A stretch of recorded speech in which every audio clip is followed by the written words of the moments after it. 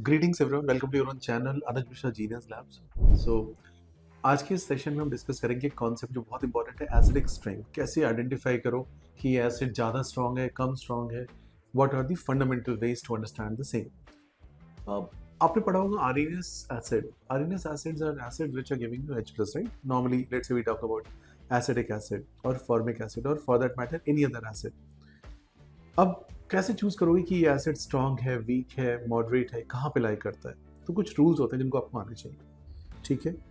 अरिनस acid H+ देते हैं, Lewis acids lone pair accept करते हैं। सिमिलरली लॉरी ब्रॉन्स्टेड केस में एसिड्स जो होते हैं वो H+ दे सकते हैं, राइट?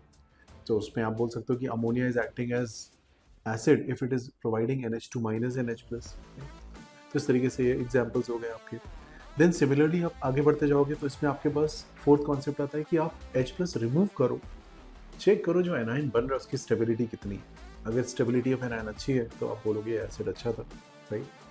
नेक्स्ट आप H+ रिमूव करके देखो जो एनाइन है आपके पास वो कितना स्टेबल है, उसमें कितना डिस्पर्सल ऑफ नेगेटिव चार्ज है, वो एसिडिटी को डिफाइन कर सकता है। एक और केस होता है जैसे कि आपके पास बेंजीन रिंग गिवन है और लेट्स से नाइट्रोफिनॉल लगा दिया, वहाँ पे NO2 लगा दिया, OH लगा दिया। अब आप चेक करोगे जब मैंने H रिमूव किया तो O- कैसे डिस्पर्स होकर रिंग में मूव कर रहा है, कहाँ कहाँ जा रहा है, NO2 किस प्लेसमेंट पे है, पैरा पोजिशन पे -M के साथ पुल कर रहा है या ऑर्थो पोजिशन पे -M के साथ पुल तो कर रहा है बट H बॉन्ड बना रहा है। तो ये सारे फंडे आपको वहाँ पे देखने पड़ेंगे। तो आपको -M देखना है, -I देखना है, +M देखना है, +I देखना है। अगर कहीं पे H आपका ऑलरेडी इंटरलॉक्ड है जैसे कि ऑर्थोनाइट्रोफेनॉल, अब H ऑलरेडी इंटरलॉक्ड है तो उसकी जो एसिडिटी होती है वो पैरा के कंपैरिजन में कम हो जाएगी, right? Para will be higher, ortho will be lesser. But वहीं पे एक दूसरा केस बनता है जहाँ पे OH और COH मैंने लगाए और COH से H रिमूव किया, so carboxylate ion, carboxylate ion OH को स्टेबलाइज करेगा H बॉन्ड के साथ। यानी अगर H इंटरलॉक हो रहा है कार्बोक्सिलेट बनने के बाद तो वो एक अच्छा एसिड है। तो ये बहुत माइनर कॉन्सेप्ट्स हैं जो आपको ठीक से समझने पड़ेंगे। फिर से मैं रिपीट कर देता हूँ क्लैरिटी के लिए। अगर आप H+ रिमूव करते हो और वो आपके लिए ईजी है, स्टेबल एनायन बन रहा है, तो इसका मतलब अच्छा एसिड है। अगर H ऑलरेडी इंटरलॉक्ड है, पहले से ही फंसा हुआ है, बाहर निकल नहीं पा रहा है, तो आप बोलोगे कि ये अच्छा एसिड नहीं है।